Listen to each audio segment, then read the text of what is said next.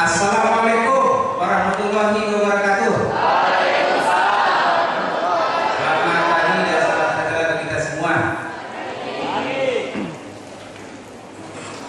Alhamdulillah kita panjatkan syukur kepada Allah SWT. Hari ini kita bisa bersilaturahim, bertemu adik-adik semua yang sudah menjadi anak saya. Saya sudah berumur 50 tahun, adik-adik less than 20 years old. Jadi ya saya sudah sangat tua, jadi boleh disebut anak-anak saya.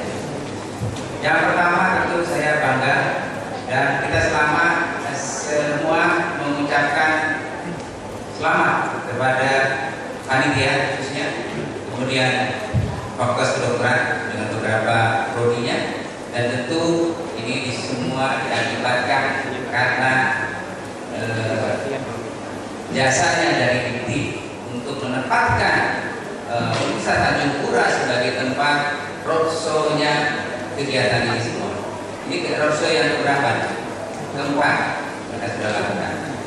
Karena saya dikasih waktu berdua dengan Dr. Andi dari Universitas Indonesia, dan waktu saya hanya sebentar sekali, ya saya inginkan adik-adik menyimak ya, tidak banyak tadi saya sampaikan, tetapi bisa baca di makalah saya, tapi saya akan mengambil intinya. Yang pertama yang saya sampaikan untuk ya, yang pertama hari ini sebetulnya ya, kita bicara tentang manajemen. Kalau dalam manajemen itu tadi itu kata-katanya semua pakai ko. Ada namanya komitmen, coordination, contribution, collaboration, kemudian apa lagi? Cooperation. Terserah nama ko-nya berapa, terserah. Hari ini kita belajar satu dari fungsi-fungsi manajemen, yaitu collaboration. Pertama itu. Sehingga dari sampaikan oleh kepala Kesehatan Provinsi, hari ini kita belajar change management, manajemen perubahan yang bergulir tiap tahun, tiap hari, tiap detik, yang harus kita waspadai untuk kita ikuti terus. Jadi ada hari adik-adik harus belajar manajemen. Yang kedua yang saya sampaikan, kira-kira dari peserta di sini ada yang minder sebagai tenaga kesehatan. Persoalannya kita memerlukan kolaborasi itu gara-gara ada yang minder, tidak pede, tidak percaya diri. Ya, dan yang disangka dokter itu tadi Pak Andika bilang merasa paling senior, merasa paling hebat, superior. Berapa orang yang direkan? Coba tunjukkan kanan, atau tenaga profesional muda yang sudah jadi dokter umum. Ada dokter spesialis kan? Ada kan? Karena yang menjadi masalah kan dokter spesialis. Ya, mohon maaf, ini harus kita beberkan sebenar-benarnya, Bu. Ya, oleh sebab itu memang saya setuju dengan Bapak dari Dikti tadi bahwa pendidikan interprofesi itu harus dimulai dari sekolah di mana mereka menimba ilmu sebelumnya. Ada dokter umum? Berapa dokter umum? Ya. Nah ini kan yang suka budaya. Dokter gigi berapa orang? Ya, dokter gigi dan dokter umum cenderung, ya tadi bukan kata saya, kata Anija, Pak Anija, ada ego. Nah ketika satu ego, satu minder, tak jalan kolaborasi. Kita sepakat dulu hari ini kita lupa itu. Kalau enggak saya tidak teruskan. Berhenti sampai di sini. Teruskan kan? Terus. Bahaya kalau kita punya rasa minder. Ya. Baik, saya mulai pelan-pelan bahwa memang mau nggak mau kita nih sebagai tenaga profesional. Tenaga profesional ada profesionalisme yang kita harus ada. Untuk apa? Jadi untuk ini semua. Satu, ya ada persaingan dari disebutkan, ada tuntutan zaman, ada tuntutan profesi juga demikian, kemudian ada melindungi masyarakat dan melindungi kita semua.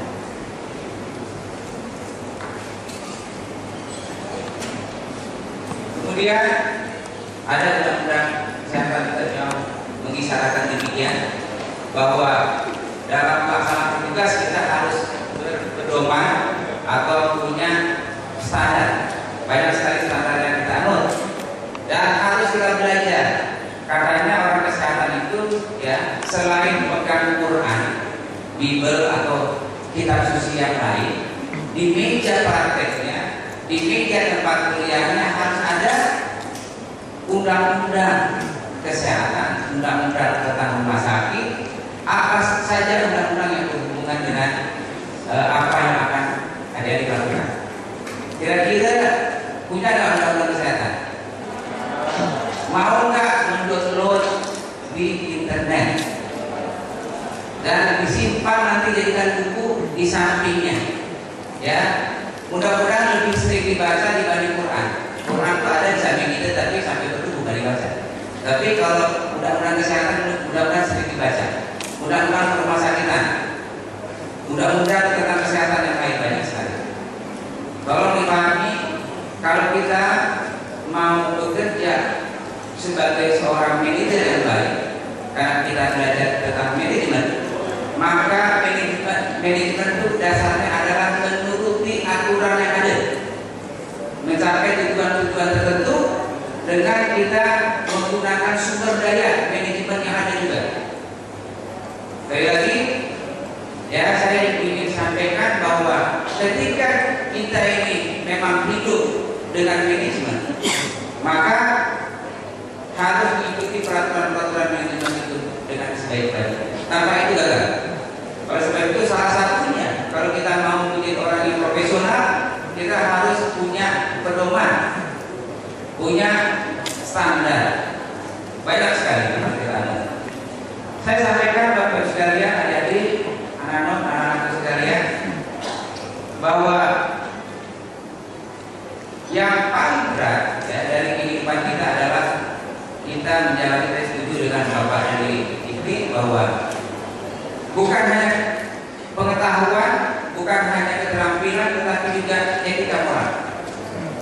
Karena pada dasarnya tenaga kesehatan itu ada dua yang dia lakukan setelah selesai pendidikannya, yaitu dilantik dan disumpah. Adakah tenaga kesehatan yang lain disumpah? Ada kira-kira? Lulusan fakultas ekonomi, mohon maaf ya, jadi di sini juga ada ahli ekonomi, tidak apa-apa. Tapi yang dilantik saja hanya disumpah. Pertanyaannya, kenapa di bidang kesehatan semua lulusan yang akan menjadi tenaga profesional langsung sumpah? Pertanyaan pertama, jawabannya sederhana, bahwa kita berhubungan dengan manusia, dan di dalam salah satunya ya sumpah Hipokrates itu mengatakan bahwa kita diperpanjangkan tangan Tuhan. Percaya nggak bahwa orang kesehatan itu bisa menolong dalam hitungan detik orang yang mau mati langsung hidup lagi? Percaya? Percaya nggak? Caranya gimana? Caranya tadi berpedoman secara profesional, kemudian kerjanya cepat dengan tepat, dan pasti ada kolaborasi.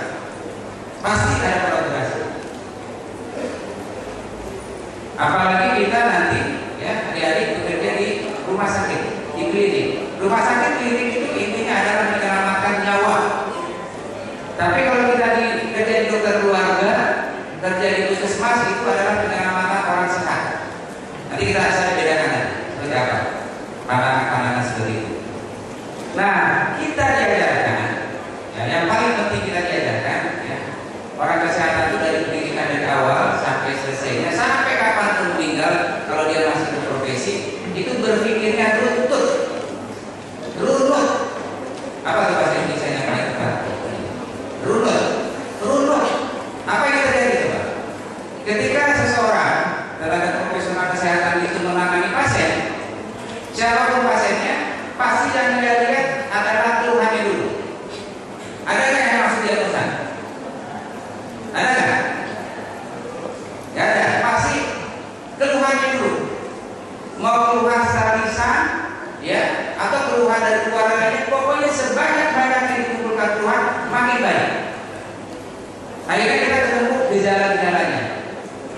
Nah, kita lanjutkan dengan pemeriksaan-pemeriksaan yang kita perlukan, dari pemeriksaan klinik sampai pemeriksaan tambahan-tambahan yang begitu banyak. Sekarang beragam dengan teknologi kedokteran, makin banyak pemeriksaan tambahan. Baru kita dengan yakin memastikan diagnosa.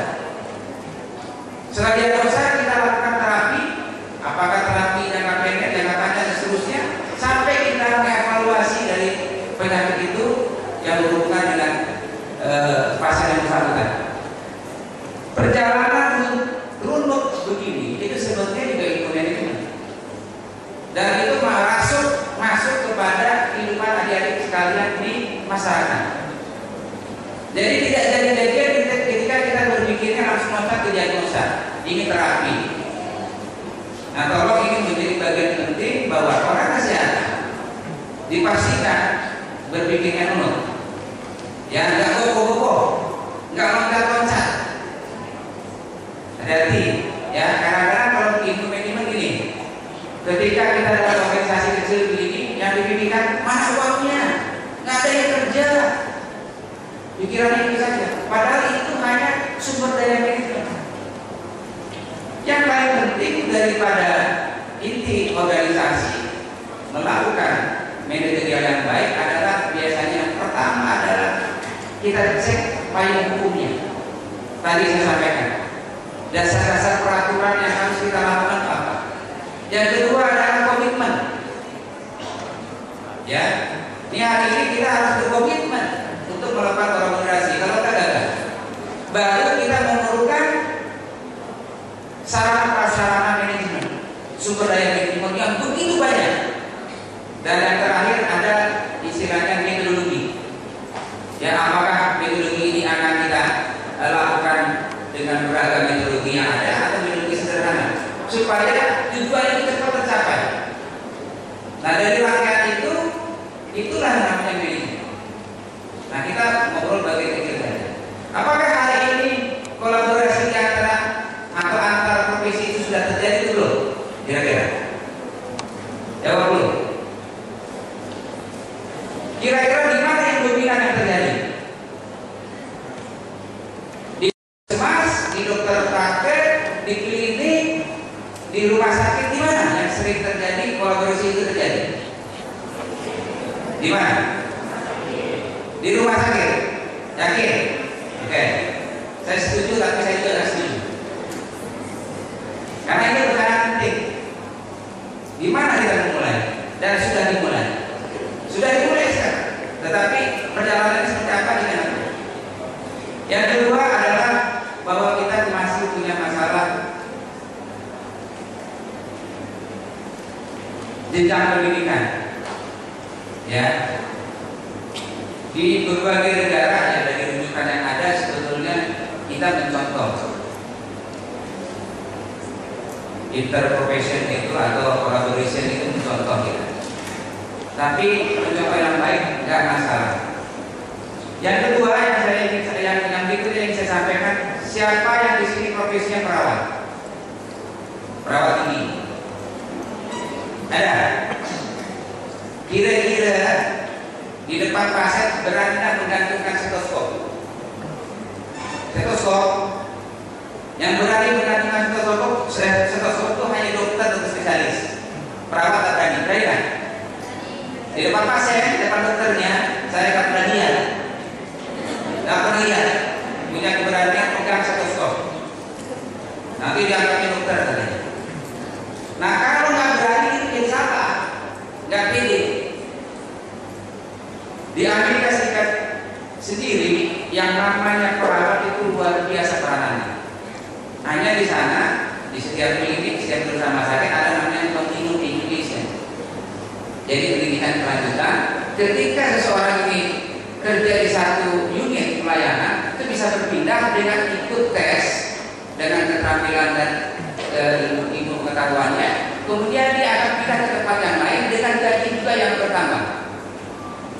Sehingga banyak di sana ditangani oleh perawat, termasuk di Malaysia.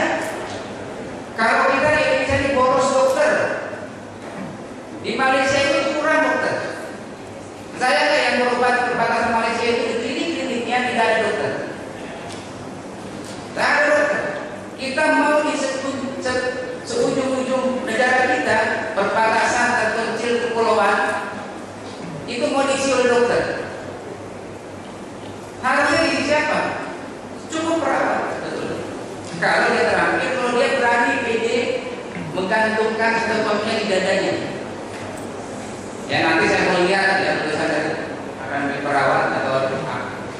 Habib Akbar Akademi Perawat Tinggi yang mencantumkan stetoskopnya di puskesmas Pak Hakim. Saya tunggu ya, mudah-mudahan ya. Kalau enggak, kita capek kolaborasi ini. Sekali lagi tadi ya, standar itu penting. Banyak sekali standar yang kita lakukan. Pertama yang paling penting sekarang adalah hubungan dengan malpraktek, yaitu SOP. Tolong adik-adik pelajari betul apa yang dikerjakan sesuai dengan SOP. Nah, yang terakhir yang paling penting bagi saya kasih merah nih. Ini Pak nanti tadi Pak dari Inti mengatakan yang paling penting ini, dan insya Allah akan diajarkan di perguruan tingginya dengan sebaik-baiknya. Mudah-mudahan kalau masih gagal di sini, ya, karena ini yang utama. Saya sudah mengatakan begini, ketika ada itu ahli di bidang apa saja menghadapi pasien, ya, pasien itu bisa kita ketahui diagnosanya, perawatan bagus, tetapi etika moral kita buruk. Apa yang terjadi? Tentu pasien itu akan lari ke kucing.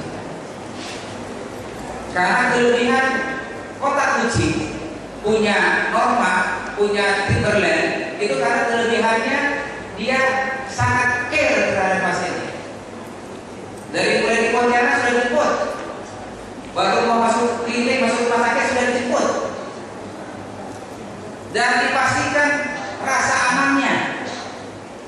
Nah, kalau kita lemah gitu, kita bisa jadi keahlian kedokterannya, keperawatannya, kebidanannya itu benar-benar hebat.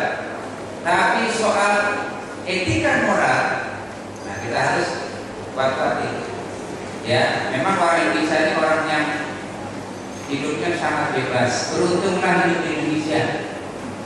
Ya, jangan sekali-sekali mau hidup di Singapura, jangan sekali-sekali mau hidup di Amerika. Semua rutinitas, bosan.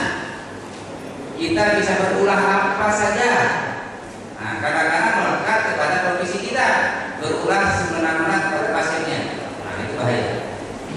Ya, jadi saya kembali lagi, etika dan disiplin ini menjadi bagian yang kita terpisahkan. Ya, jadi semua harus saling menguatkan. Ya, dan kita bekerja di pelajaran dari mulai pelajaran dasar, sekunder dan tersier. Itu akan diatur kemudian setelah dari lulus. Ini sudah saya jelaskan tadi. Ya, dan tadi disampaikan ada beberapa sambutan bahwa memang kondisinya kita ditantang oleh perubahan zaman.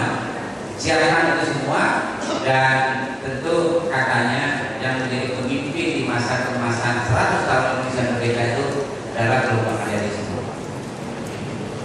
Nampaknya ada nggak tenaga kesehatan profesional yang menjadi presiden? Masa Jokowi dia hanya menjadi presiden, dia hanya sadar tanah.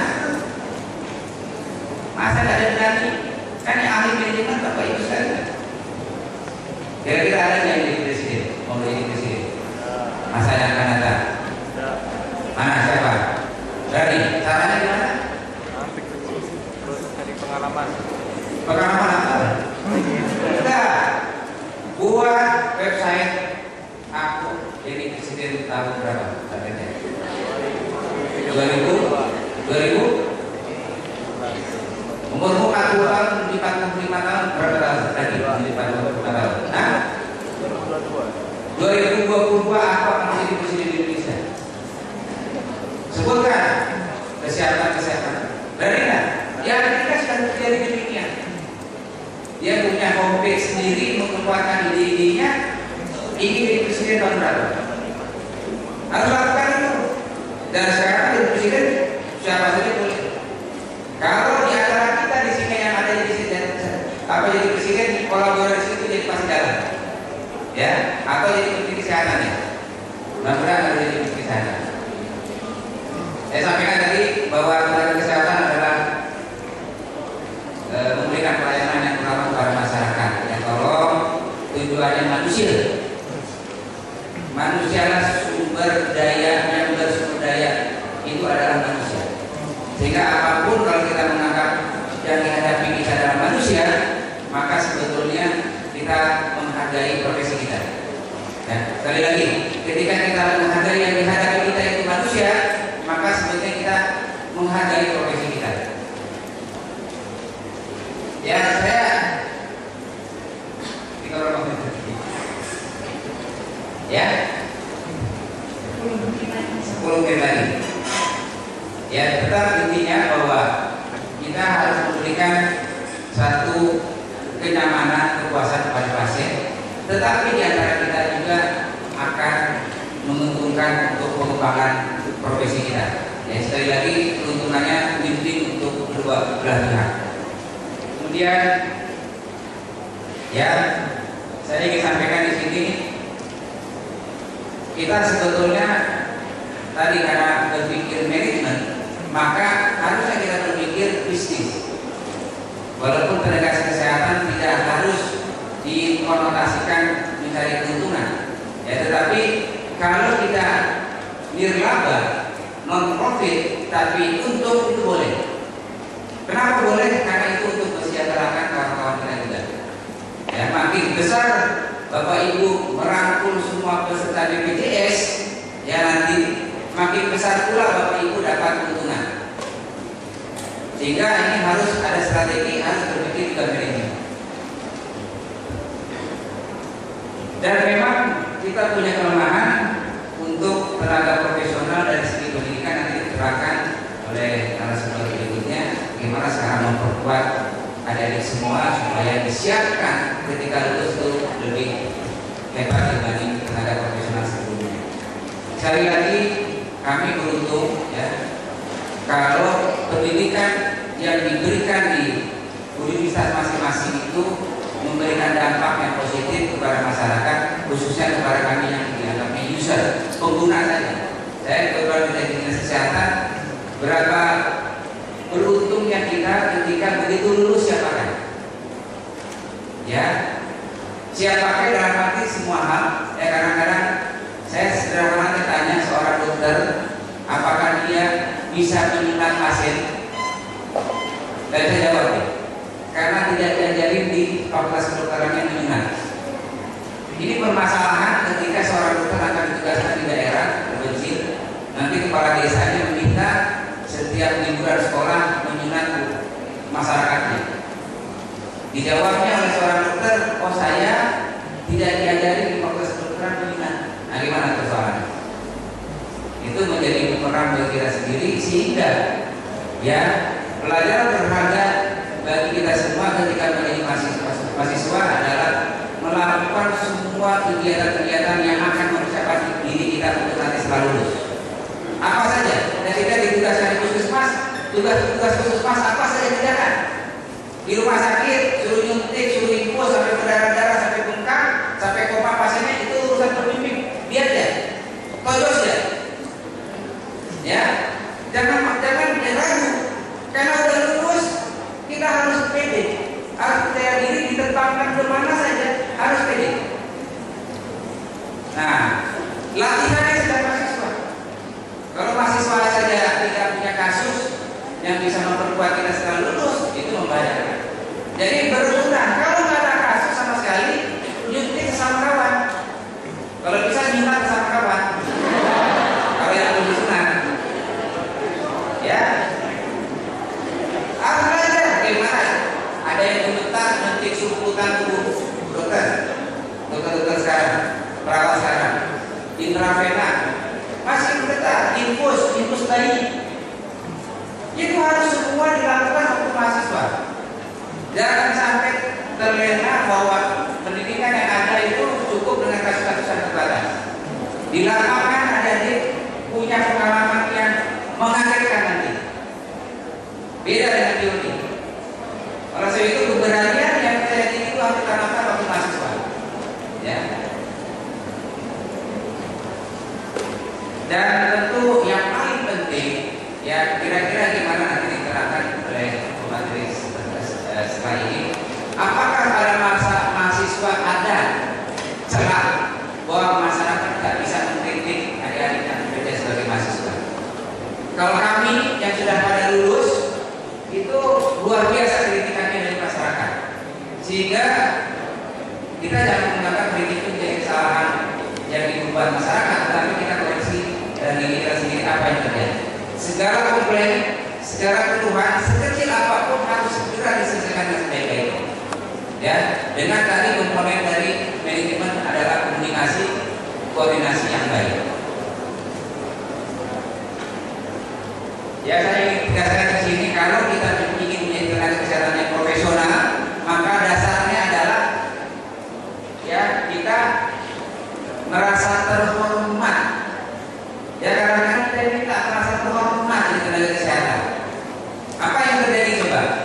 Ketika yang posyandu lah semuanya membutuhkan seorang bidan, seorang perawat, seorang dokter datang, tak mau datang.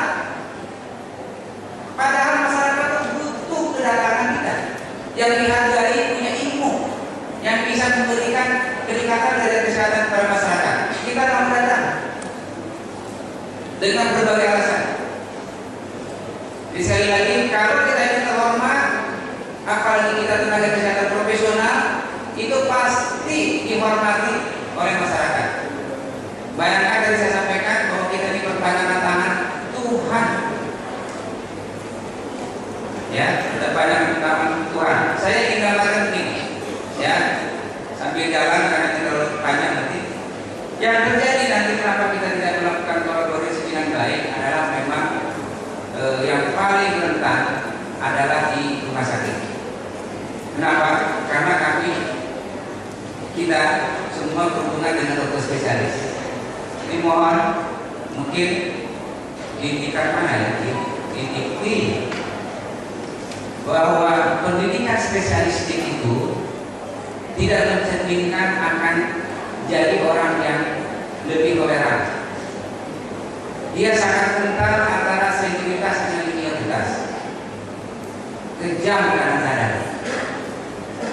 Ya, itu diperlakukan bukan hanya hubungan masalah kedokterannya saja, tapi hubungan sosial pun dilakukan sama. Jadi bagaimana saya pikir ini harus kita terobos, ya, hubungan antara sesama spesialis di masa pendidikan spesialis. Itu dulu. Yang kedua, Bapak Ibu sekalian, ada di semua, ketika kita betul-betul ke lapangan di rumah sakit itu banyak hal yang sulit kita kendalikan. Ya, contoh di UID, ketika ada kedaruratan, ya, dan datang di hari Sabtu dan Minggu pasal itu dalam keadaan darurat, memang ada dokter jaga yang dokter umum. Tapi karena penyakitnya ini gawat darurat, harus penanganan segera, dia pasti mengcall dokter spesialis. Apa yang terjadi? Dokter spesialis tadi datang, pasien kita alihkan. Nah, ini yang belum terjadi dengan baik. Terlihat bahwa dokter spesialis menentu segala diagnosa,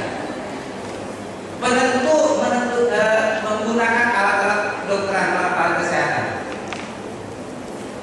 Ya, ini harus diperbaiki. Sehingga sebetulnya hari Sabtu, hari Minggu, terutama di rumah sakit pemerintah, yang namanya rumah sakit rujukan harus tersedia kolaborasi itu dengan sebaik-baiknya dari dokter spesialis sampai semua tenaga kesehatan profesional. Kalau tidak ada dokter spesialisnya, maka apa yang kita sudah buat jejaring sama tenaga profesional kita akan jalan dengan sebaik-baiknya. Karena perintah itu biasanya menunggu dokter spesialis. Jadi tolong ini diperhatikan dengan baik bahwa ini harus menjadi perhatian kita. Yang kedua, memang dokter umum, dokter gigi itu bikin resep. Tapi ketika bikin resep kadang-kadang tak dibaca nggak bisa terbaca oleh seorang apoteker. Apa yang dilakukan apoteker? Adalah komunikasi. Kadang-kadang tidak ada, sehingga ngarang-ngarang normal. Kalau di puskesmas itu kenal betul bahwa ada selisih terus, ya, antara obat yang dikeluarkan di apotek dengan yang diberikan kepada masyarakat. Karena tidak ada komunikasi. Seseorang memberikan kesehatan di klinik itu, di poli-poli itu, memberikan obat apa, ya, tidak terbaca, sehingga terjadilah kesalahan-kesalahan pemberian resep. Nah, ini harus lakukan komunikasi lagi. Kalau enggak gagal. Ya, soal yang lain-lain memang punya aturan SOP masing-masing, tetapi ada daerah-daerah yang abu-abu. Ya, apakah ini dikerjakan oleh dokter umum, ini dikerjakan oleh perawat, ini dikerjakan oleh perawat ini, oleh bidan, itu ada daerah yang gray area namanya. Nah, untuk hal itu maka ya saya sampaikan, kita hari ini bicarakan manajemen, maka sebetulnya inti daripada kolaborasi itu harus ada manajernya. Harus ada teamwork yang punya manajernya, punya pemimpinnya. Dengan demikian maka akan terpecahkan beberapa masalah yang terjadi di lapangan itu dan kebutuhan-kebutuhan apa yang harus diberikan kepada pasien kita. Jadi sekali lagi, karena kita belajar manajemen, maka semua berdalih ya, berdasarkan semua ilmu manajemen. Jangan sampai kita malah keluar kembali dari itu. Ya, jadi pada intinya bahwa kolaborasi ini bisa terjadi kalau ada kepemimpinan yang tepat. Ya, kepemimpinan yang tepat yang memberikan ruang ya kepada kawan-kawan kita yang semua ikatan profesi yang ada bekerja secara profesional, kemudian nanti akan ada daerah yang abu-abu tadi bisa dipecahkan bersama. Kalau di puskesmas, di dinas kesehatan ada namanya komite medis dan farmasi. Nggak tahu di tingkat universitas, di fakultas-fakultas di prodi kesehatan ada nggak setingkat komite medis, komite farmasi itu? Tolong disampaikan karena ini penting. Pembelajaran kasus, penggunaan obat, hubungan antar pasien dengan pemberian kesehatan, hubungan dokter dengan perawat dan seterusnya, itu bisa dituangkan dalam satu tim komite medis dan farmasi. Nah, mudah-mudahan ini bisa disetting dari sejak mahasiswa. Mudah-mudahan. Saya tuliskan ya, yang pentingnya. Ini dibaca ya. Saya ingin sampaikan manusia itu tidak sembarangan. Kita dikasih intelijensia spiritual, emosional, dan sebetulnya manusia itu sebagai manusia bersumber daya yang bisa memperdaya, memanfaatkan sumber daya yang ada. Jadi jangan dianggap remeh manusia itu. Kalau kita menganggap remeh diri kita, maka kita tidak akan maju. Ya, intelektual kita gabungkan sebetulnya nanti yang kita inginnya seperti ini. Tenaga kesehatan yang cerdas dan arif. Cerdas tadi di hukum utama cukup, SQ-nya baik, tetapi juga etika moralnya sangat baik. Ini berhubungan nanti bahwa kita ini manusia. Ini nanti dibaca aja, ya. Ini kata-kata Nelson Mandela. Ya, saya ingin ngasih semangat kepada anak semua, adik semua, bahwa kita harus pilih. Ya, harus pilih kayak itu. Kalau nggak pilih susah. Kesetaraan itu kalau ada perasaan saya diri. Bentuk dari mahasiswa, ya. Dan 7 profesi. Berapa sih kita yakinkan semua profesi yang ada di kesehatan itu? Selain 7 yang kita temukan hari ini, kira-kira ada berapa totalnya? Ya. Total ikatan profesi. Kali ini baru 7 nih. Prodi-prodi dari dokter gigi, perawat gigi, perawat umum, bidan, apoteker, gizi, kesehatan masyarakat. Kira-kira sebenarnya kita punya ikatan profesi yang lebih dari 50 kan? Bagaimana menyatukannya? Dan satu sama lain tidak berteman sejalan. Ya, ini berkaitan juga dengan kekuatan dari ikatan profesi. Kalau di Kalimantan Barat itu yang paling kuat itu adalah ikatan bidan. Intinya orang lemah, intinya mohon maaf, intinya lemah. PDGI ya tak terlalu luas. Paru-paru. Perawatnya lebih-lebih. Apotekernya baru-baru ini kuat. Gizinya baru muncul. Nah, kita harus kuatkan ikatan profesi itu dengan sinergis, ya, maju semua. Ini dibaca aja, jadi ya jangan ibu belajar terus, ya hari-hari harus aerobik.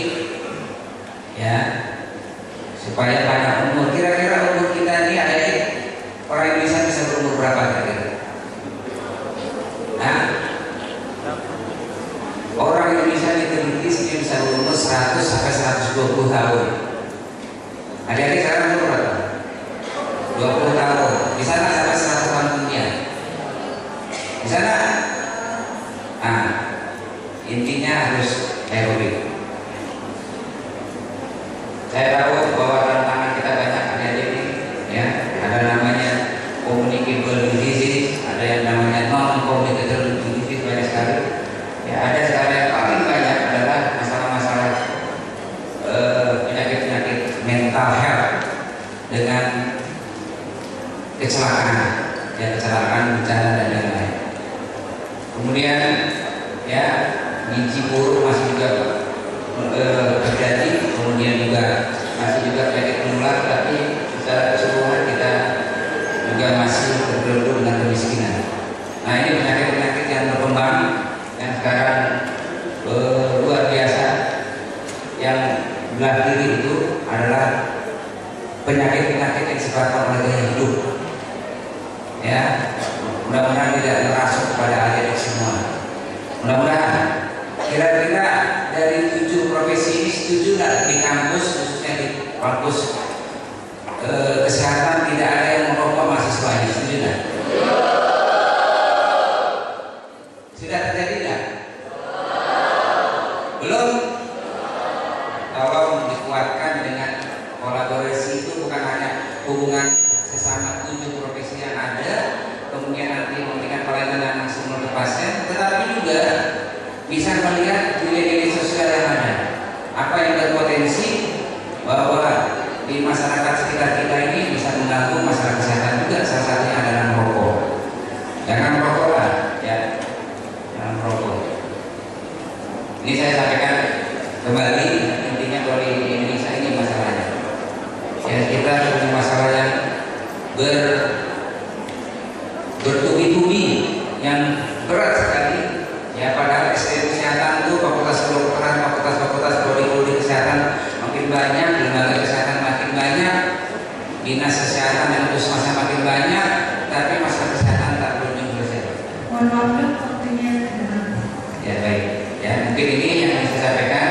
Tolong, ini juga ingin saya sampaikan, ada medical error yang terjadi. Ya, jangan sampai terjadi di tempat kita. Ini penyelesaiannya. Nah, saya menggambarkan untuk kolaborasi yang di sini bahwa ada 5 yang ingin kita kerjakan, ya, domain yang kita ajukan, yaitu ya tadi ilmu manajemen juga semuanya, ilmu manajemen. Yang pertama adalah kolaborasi kemitraan antara pasien dengan dokter dan tenaga kesehatannya. Kemudian yang kedua, semua mengembangkan diri, ya, ada di semua mengembangkan diri dengan berdiam diri. Yang ketiga adalah kita harus akan nanti kelihatan fokus profesi kita masing-masing, memilah dengan sendirinya. Kemudian yang keempat adalah kita kuatkan kepemimpinan. Kalau nggak mau ini berhasil, manajemen itu kalau ada kepemimpinan bagus. Jadi tidak baiknya bukan hanya belajar tentang keterampilan dan pengetahuan kesehatan saja, tolong belajar tentang manajemen. Ya, tolong belajar tentang manajemen. Kemudian tadi saya sampaikan yang terakhir adalah komunikasi. Komunikasi ini penting dan itu kita jalin dalam satu tim yang kuat. Mungkin itu pengantar dari saya. Mungkin yang lain-lain yang pengantar yang terakhir lah saya sampaikan yang terakhir. Menguatkan dari kepada profesi ya.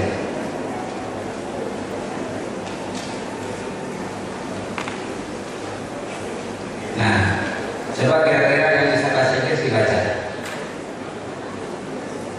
Siapa yang bisa bahasa Inggris? Ya, yang di atas bukan terjemahan, yang di bawah.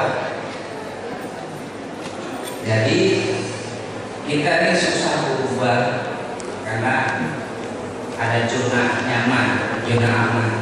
Nah, kalau ingin maju kita harus berubah, ya, terhadap ide-ide baru. Hari ini kita di Indonesia khususnya di Polri itu ada ide baru mengkolaborasikan interprofesi. Ini ide baru, luar negeri juga belum berkembang amat, tapi Indonesia memulai ini ide baru. Ya, kita harus masuk ke ide baru itu dengan bersama-sama disiapkan segala sesuatunya. Yang terakhir, nah ini kan, ya kira-kira kalau kita belum tua-tua amat di Joko bisa gara-gara kita sendiri tidak mampu ubah. Nanti kita digilas sebanyak tadi, ya ketinggalan kereta, kata Pak Bicara tadi. Mungkin itu pengantar dari saya. Terima kasih atas perhatian dari semua, dan saya berdoa ya bahwa panitia sudah sukses melaksanakan tugas-tugasnya sehingga sekarang kita menguatkan diri kita ya antar profesi. Sekali lagi saya bangga kalau nanti begitu lepas dari sekolahnya dari masing-masing, kita tinggal menerima orang-orang yang hebat menjalankan tugas-tugas menyelesaikan masalah kesehatannya. Tadi itu masih kompleks, masih banyak yang harus kita tuntaskan. Sekali lagi selamat kepada kita semua. Assalamualaikum warahmatullahi wabarakatuh. Terima kasih Mbak Lufi. Assalamualaikum warahmatullahi wabarakatuh. Selamat siang. Semoga sudah lepas. Sudah ya, sama Lufi. Ya, jadi tidak akan lama-lama.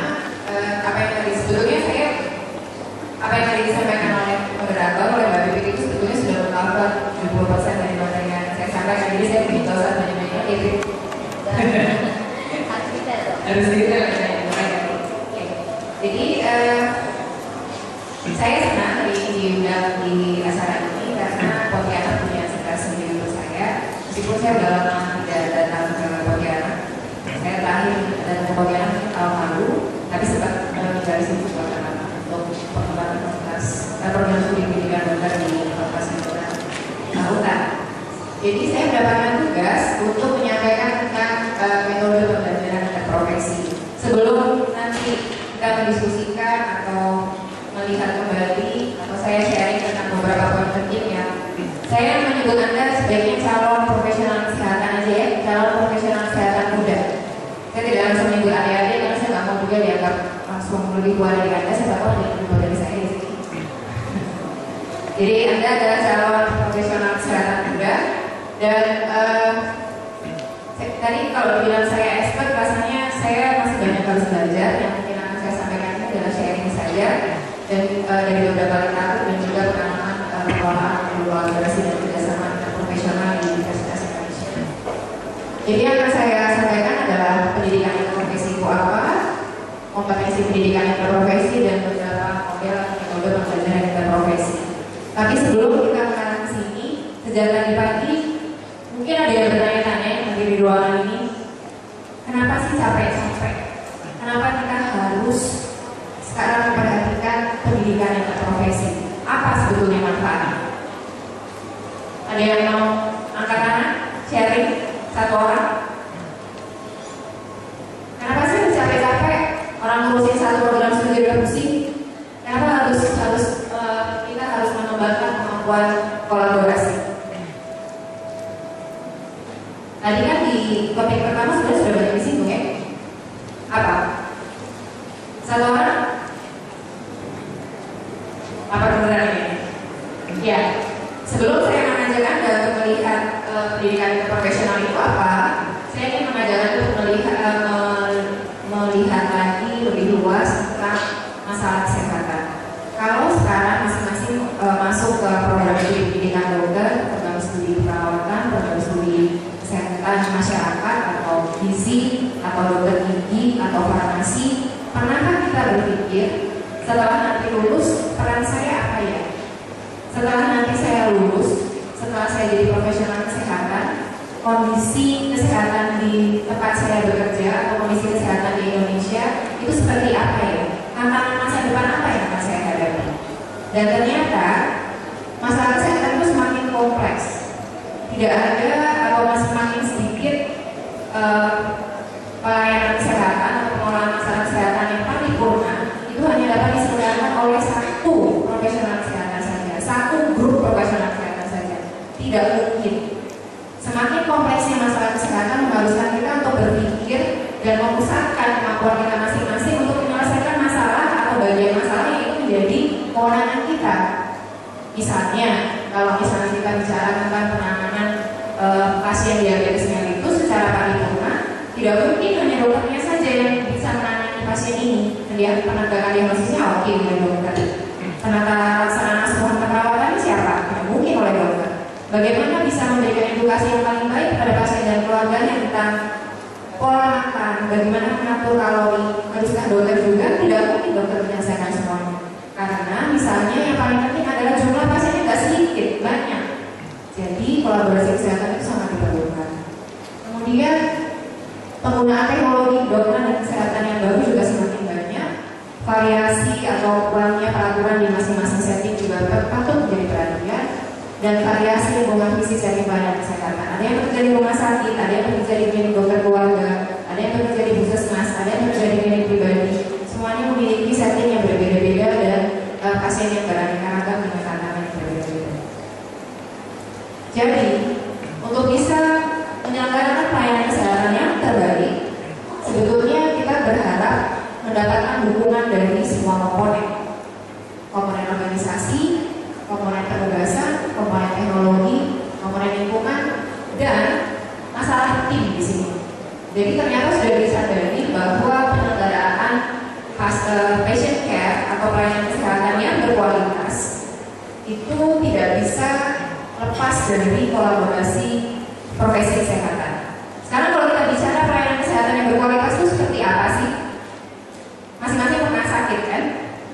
Kalau nggak pernah sakit sendiri, mungkin mengantarkan orang tua, mengantarkan kakek nenek atau saudara ke rumah sakit atau ke klinik. Apa sebetulnya yang kita harapkan saat kita datang ke klinik atau saat kita datang ke rumah sakit? Kita mengharapkan informasi yang cukup dari seluruh profesi kesehatan yang ada di situ, dari dokternya, perawatnya, kompak gitu ya, kasih tahu kita atau memberikan informasi yang saling melengkapi, tidak bertentangan satu sama lain. Kita berharap bahwa dokter, perawat, tenaga ahli farmasi dan lain-lain yang ada di tempat pelayanan kesehatan kita datang itu memperhatikan kita sebagai pasien yang memiliki kebutuhan, tidak hanya saya diabetes mellitus. Karena bisa saja Anda mungkin yang dari program studi pendidikan dokter gigi dan semua profesi kesehatan yang ada di sini mungkin sudah pernah belajar untuk melihat, belajar itu penyakitnya gitu ya, ya kan? Belajar diabetes mellitusnya, atau belajar gagal jantungnya, atau belajar anemianya. Tapi kita sering lupa bahwa diabetes mellitus yang mengalami diabetes mellitus itu siapa? Seorang bapak yang bekerja sehari-hari sebagai cleaning service berusia 50 tahun dan memiliki 3 orang anak bla bla bla. Kita sering lupa ya? Kenapa kita lupa? Karena memang satu, kita mungkin tidak dilatih untuk melihat pasien secara seutuhnya. Atau yang kedua, setting pelayanan kita tidak memungkinkan kita untuk punya waktu untuk bisa melihat pasien secara seutuhnya. Bayangkan kalau misalnya sekarang di puskesmas ya, saya mengatakan puskesmas di DKI Jakarta, dalam satu hari puskesmas dengan 2 dokter itu pasiennya 200. Satu harinya bukan 24 jam lagi. Buka poliklinik jam 9, tutup jam 2. Itu pasiennya 200, hanya 2 dokter. Bagaimana seorang dokter dengan tuntutan pelayanan seperti itu bisa menyelenggarakan pelayanan kesehatan yang berpusat pada pasien? Sulit. Satu-satunya cara ya harus berkolaborasi. Semua komponen profesi kesehatan yang ada di setting pelayanan kesehatan itu memang bertugas untuk ini pasien. Oke, yang menegakkan diagnosis dokternya. Kemudian nanti penanganan selanjutnya siapa? Kalau misalnya pasien ada kesulitan dalam memahami pengobatannya, harus berkonsultasi siapa? Gitu. Jadi pelayanan seperti itu membutuhkan pendekatan tim yang sangat baik. Tim yang sangat baik dalam profesi kesehatan itu memerlukan komunikasi yang baik, memerlukan kejelasan pembagian peran sesuai kewenangan dan kompetensi, serta manajemen timnya. Kita akan banyak diskusikan ini nanti pada saat kita mengulang kembali tadi apa yang disampaikan oleh Mbak Vicky tentang komponen atau area kompetensi dalam pendidikan profesional. Nah, ini tadi sudah ada juga ya di video yang ibu-ibu yang awal tadi yang ditanya oleh perawat, ini disampaikan keluhannya apa hari ini? Tadi perasaan udah dikasih tahu dia yang tadi pakai baju biru, atau tadi udah dikasih tahu dia pakai baju hijau, kenapa saya ditanya lagi sih? Apakah tidak ada komunikasi sebetulnya masing-masing menjalankan tugasnya sendiri-sendiri?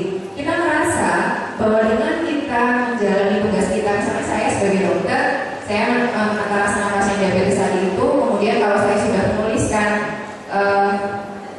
instruksi misalnya tentang berapa kalori pasien ini harus menyiapkan makanan sehari-hari, nanti pasti dibaca gitu oleh ahli gizi yang ada di klinik saya gitu. Belum tentu loh metode komunikasinya mau seperti apa sebetulnya. Bagaimana kita bisa mendapatkan suatu keputusan yang keputusan itu adalah shared decision. Jadi keputusan yang diambil bersama setelah berdiskusi.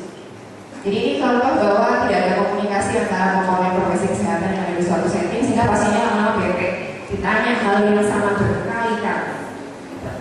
Contoh sederhana. Nah, ini yang tadi kita berharap sebetulnya dengan adanya praktek kolaboratif, kolaborasi antar seluruh profesi kesehatan, ujung-ujungnya itu sebetulnya untuk menjalankan patient centered care, untuk menjalankan pelayanan kesehatan yang berpusat pada pasien. Kita tidak mengobati penyakit disease, tapi pasien yang kita obati ini manusia, dan manusia ini adalah komponen dari lingkungannya, bagian dari keluarganya, sehingga tidak mungkin hanya mengisolasi. Oh, saya mau lihat DM-nya aja deh, DM-nya sendiri pada siapa? Kan bukan pada kunci, pada manusia yang ini dia bagian dari keluarga. Untuk bisa menjalankan praktek seperti itu, kita membutuhkan kolaborasi. Permasalahannya adalah apakah tenaga kesehatan yang bekerja saat ini atau Anda sebagai profesional, calon profesional tenaga kesehatan sudah siap untuk menjalankan praktek kolaborasi, praktek berkolaborasi. Nah, sudah direkomendasikan bahwa harus ada interprofessional education. Nah, ini contoh masalah komunikasi. Akun aja ya. Di bentuk komunikasi yang kurang efektif, masalah instruksi yang tidak dilakukan secara baik dan tidak ada kesepakatan sehingga pasiennya akhirnya jatuh. Apa definisinya kolaboratif praktis? Saya menekankan ini kembali karena menurut saya kalau misalnya Anda tidak paham betul tentang kolaboratif praktis seperti apa dan mengapa kita perlu melakukan kolaboratif praktis, kita nanti tidak akan memahami pentingnya interprofessional education. Jadi sebelum kita ingin mengulik tentang detail interprofessional education, lebih baik kita melihat lagi mengapa atau alasannya mengapa kita perlu menjalankan interprofessional education, karena ini adalah yang kita inginkan terjadi. Jadi kerjasama antara seluruh profesi kesehatan yang ada dalam setting pelayanan kesehatan dengan berbagai background untuk menyediakan pelayanan kesehatan yang komprehensif. Dan jangan lupa, seperti tadi sudah disampaikan oleh Kak Pipit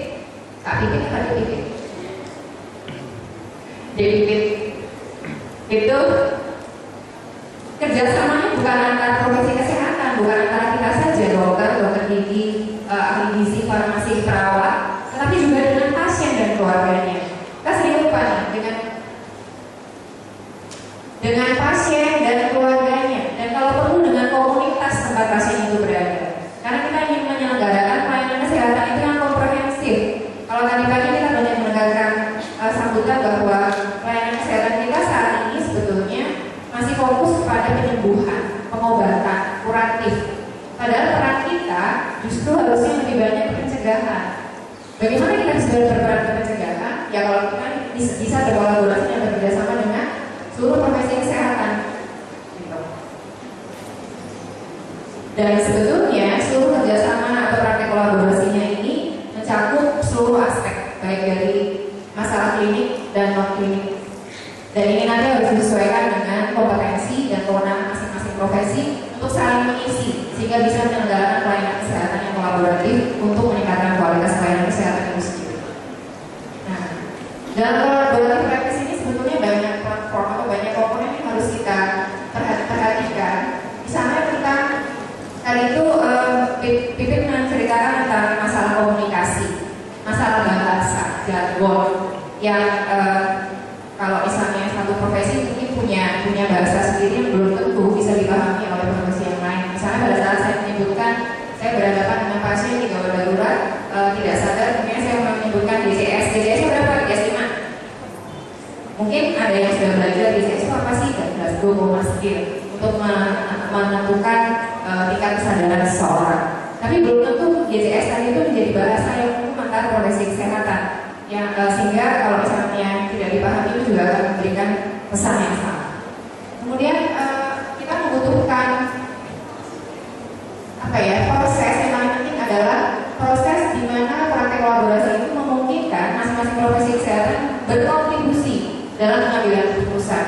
kalau misalnya ilustrasinya penata laksanaan pasien diabetes tadi, seharusnya ahli gizinya bisa mengusulkan kepada dokternya bahwa ini kayaknya pasien kamu tidak langsung diberikan diet 1.500 kalori atau 2.500 kalori, harus bertahap nih dok. Oh bertahapnya gimana?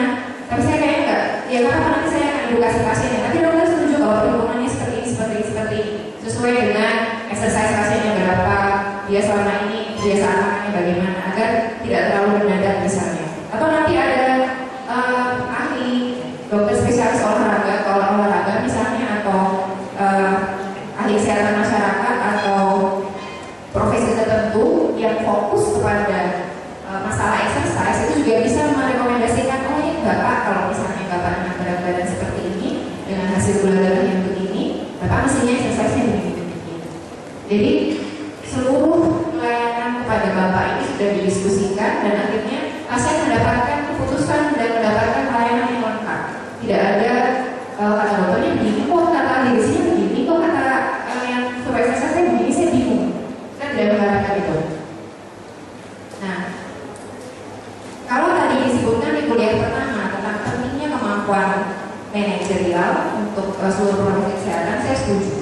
Tapi ada kemampuan juga lain yang lebih penting yang nanti juga akan ada dalam salah satu komponen dalam area kompetensi interprofesi adalah leadership. Kan banyak yang bertanya-tanya mungkin siapa sih yang seharusnya memimpin tim kolaborasi kesehatan itu? Harus dokter. Jawabannya apa? Iya atau enggak? Tidak. Kenapa tidak? Ya, nanti mungkin kita diskusi saja di akhir. Tapi hanya ingin menekankan bahwa yang menentukan seluruh kebutuhan kolaborasi kesehatan itu adalah siapa? Pasien. Misalnya ya, pertanyaan paling mudah, apakah memang harus selalu berkolaborasi antara dokter, ahli gizi, ahli kesehatan masyarakat, dokter gigi, ahli farmasi, bidan, dan lain-lain? Belum tentu. Pasiennya masalahnya apa? Kalau kita tidak berkolaborasi, ya tidak usah misalnya dalam penata laksanaan antenatal care misalnya. Siapa yang harus membiasakan di situ? Siapa yang berperan di situ? Siapa yang harus memimpin? Kalau misalnya prosesnya adalah dalam penegakan diagnosis, dalam penetapan penata laksanaan dari sisi medis, dokter yang harus memimpin. Tapi kalau sudah menetapkan asuhan keperawatan apa yang paling tepat untuk pasien ini, ya perawat yang memimpin. Tapi itu harus berkontribusi secara keseluruhan untuk kepentingan pasien. Tidak usah jauh-jauh. Sering kita melupakan, mungkin ada masih banyak dokter yang memimpin itu pasti dokter. Nah, kalau misalnya masalah logistik di klinik Anda atau di puskesmas atau di rumah sakit, dokter harus tahu semuanya kan? Mungkin dalam segaris besar sebagai pimpinan di rumah sakit mungkin harus tahu. Tapi siapa yang memimpin prosesnya? Siapa yang memastikan pengadaannya? Selimutnya masih ada nggak ya? Spraynya masih ada nggak ya? Masih banyak yang bersih nggak ya? Itu siapa? Ada lagi timnya. Dan seluruh tim ini sebetulnya saling berkolaborasi juga. Ada pemimpinnya masing-masing yang akan memenuhi kebutuhan pelayanan kesehatan dalam kondisi normal seperti itu. Belum nanti kalau pada kondisi darurat akan ada penetapan untuk penata laksanaan kolaborasi secara keseluruhan.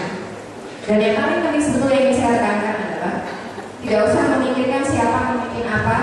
Yang paling penting sebetulnya masing-masing profesi kesehatan, apapun profesi Anda seharusnya memang punya kemampuan leadership, wajib, tidak ada beda. Nah, sebelum kita ke interprofessional education, menurut banyak rujukan, sebetulnya ini dari WHO ini merangkum dari banyak sekali rujukan, banyak sekali evidence atau penelitian terkait apa sih manfaat collaborative practice. Jadi collaborative practice penting dan ternyata di banyak negara bermanfaat untuk menurunkan semuanya. Tingkat kematian, clinical error, tingkat perawatan di rumah sakit. Mengapa kok jadi turun? Karena kolaborasi di komunitasnya sangat baik, community based service-nya sangat baik, sehingga tidak ada lagi atau makin berkurang yang harus dirawat di rumah sakit. Kemudian yang ditingkatkan adalah koordinasi, efektivitas pelayanan kesehatan, efektivitas sistem rujukan, karena komunikasi yang sangat baik dan karena pengetahuan serta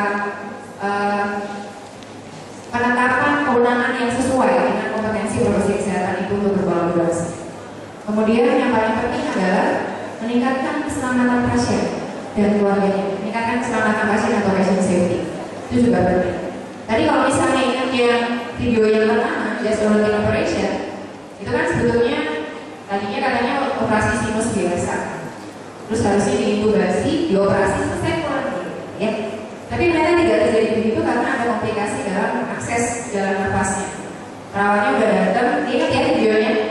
Pada saat itu kalau misalnya dalam 3 menit pertama tidak bisa diakses, sebetulnya apa yang harus dilakukan? Tadi perawatnya udah nyiapin set apa? Tracheostomy. Harusnya langsung di tracheostomy saat itu. Terus perawatnya kenapa diam aja? Takut segini dokternya galak gitu. Takut kan besok saya diperiksa.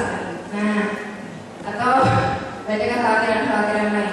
Pada saat itu ingatlah, dimanapun nanti kita berhadapan dengan pasien dan keluarganya, idealnya dan semoga kita selalu ingat bahwa yang kita layani itu adalah pasien dan kita ingin menjaga keselamatan pasien. Terserah mau besok mau dipecat sama dokternya, terserah besok mau di-BT-in sama dokternya, tapi tadi harusnya perawat itu bilang dokter tracheostomy, harus tracheostomy. Saya ingatkan dokter harus tracheostomy, gitu ya. Nah, ini yang kita inginkan. Kolaboratif praktis, memperkuat dan meningkatkan kualitas pelayanan kesehatan, dan kita ingin menyiapkan, termasuk Anda ini, untuk bisa menyelenggarakan praktek kolaborasi di dalam setting pelayanan kesehatan dimanapun nanti Anda ditempatkan dengan menyiapkan melalui interpersonal education. Nah, ini jauh lagi sebetulnya. Bagaimana mungkin kita berharap dengan profesi kesehatan kita itu mampu menyelenggarakan praktek kolaboratif praktis kalau pendidikannya berjalan sendiri-sendiri. Ini yang terjadi sekarang ya. Tidak ada komunikasi, tidak ada yang tahu apa yang terjadi di fakultas kedokteran, tidak ada yang tahu apa yang terjadi di fakultas keperawatan, semua berjalan sendiri-sendiri. Tidak ada komunikasi. Padahal nanti ujung-ujungnya sebetulnya pada saat sudah berada di sistem pelayanan kesehatan akan bekerja bersama. Mungkin ada yang sudah lulus dan masih bingung-bingung. Harusnya kalau saya jadi perawat, peran saya apa ya? Saya bisa mengharapkan dokter ini berperan apa? Saya bisa berharap ahli farmasi berperan apa? Saya nggak ngerti, karena kita nggak pernah mendiskusikan itu.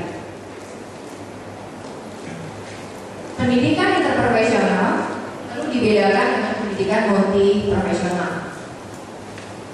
Pada saat kita menyelenggarakan suatu sesi, apapun sesinya, dimanapun tempatnya, mau pada saat ada semester 1, semester 2, atau pada saat nanti di praktek ini kalau ada yang profesi,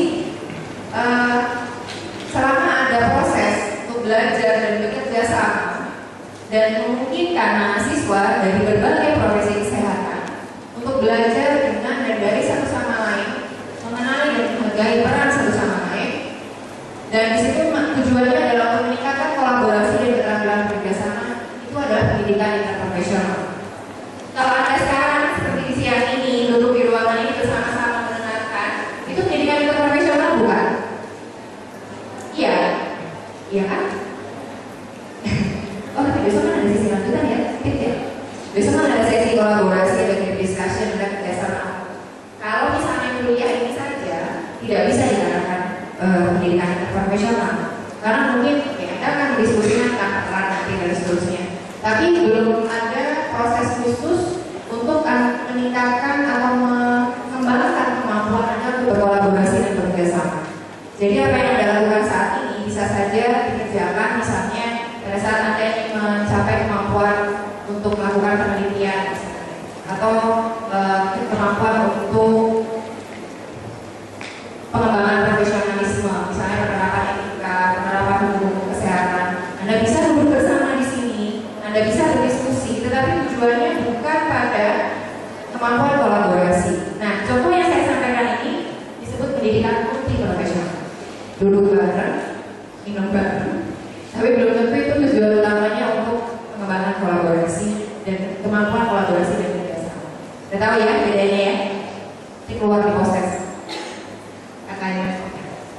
Nah, sharing bahwa sejak 3 tahun terakhir dan tepatnya dalam 2 tahun terakhir ini di Universitas Indonesia sudah ada rumpun ilmu kesehatan yang sebetulnya gabungan dari berbagai fakultas yang berhubungan dengan pelayanan kesehatan, fakultas kedokteran, kedokteran gigi, keperawatan, kesehatan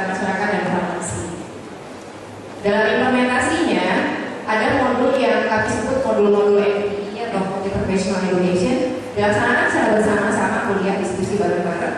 Tetapi memang kemampuan kolaborasi dan kerjasama antar profesinya itu belum menjadi poin yang diakses khusus. Memang sama-sama mendiskusikan etika hukum, sama-sama mendiskusikan tentang komunikasi kesehatan, prinsip-prinsipnya, penelitian dan penanggulangan bencana. Ada kemungkinan atau potensi untuk menjadi IPI, tetapi kemampuan kolaborasinya belum dinilai secara khusus, sehingga kami menyebutnya ini masih MPI. Nanti kalau misalnya bisa kita kembangkan lagi, sebetulnya bisa saja seperti modul penanggulangan bencana dan komunikasi kesehatan ini sangat potensial untuk dijadikan sebagai modul IPI. Nah, yang kami sebut sebagai modul IPI adalah modul kolaborasi dan kerjasama tim kesehatan memang secara khusus mengembangkan kemampuan empat area kompetensi yang nanti akan saya sampaikan. Nah, dalam penyelenggaraan interprofessional education, kalau misalnya tadi sebetulnya Universitas Indonesia beruntung karena mendapatkan kesempatan untuk memperoleh fasilitas yang bisa dimanfaatkan bersama dan itu mendorong adanya interprofessional education. Tapi sebetulnya kalau kita mengarah pada usaha-usaha atau effort institusional, itu sebenarnya belum tentu mudah. Karena apa? Hal yang paling mudah saja. Saya misalnya mahasiswa perawatan, modul saya itu satu modul ada kira-kira 4 minggu lah. Ada lagi dari farmasi, satu modulnya 5 minggu. Satu lagi dari kedokteran, satu modulnya dari minggu atau 7 minggu. Kalau misalnya mau disediakan sesi khusus untuk interprofessional education, mau di hari apa ya? Percaya sama saya itu bisa jadi berantem 1 tahun, nggak selesai-selesai. Karena itu pengalamannya sulit sekali ternyata untuk bisa saling mengerti. Ini kan ada nih logistik and scheduling. Kita kadang-kadang berpikir very technical, sangat teknis, nggak penting tuh, gitu. Nggak juga. Ternyata masalah scheduling ini kalau ada penyelenggaraan interprofessional education, karena kita harus mengakomodasi jadwalan dan logistik itu termasuk persediaan staf pengajar, fasilitas dan lain-lain untuk seluruh program studi yang terlibat itu menjadi penting. Kemudian hal lain adalah masalah program kontennya apa, kemudian apakah harus hadir di dalam sesi yang tadi atau tidak. Jadi kalau di UI tadi dari 5 modul yang tadi saya sebutkan, semua mahasiswa ilmu kesehatan di Universitas Indonesia harus wajib mengikuti modul itu, nggak boleh enggak. Dan jadwalnya sudah ditetapkan bersama sehingga memudahkan untuk penyelenggaraan MPI dan IPI-nya.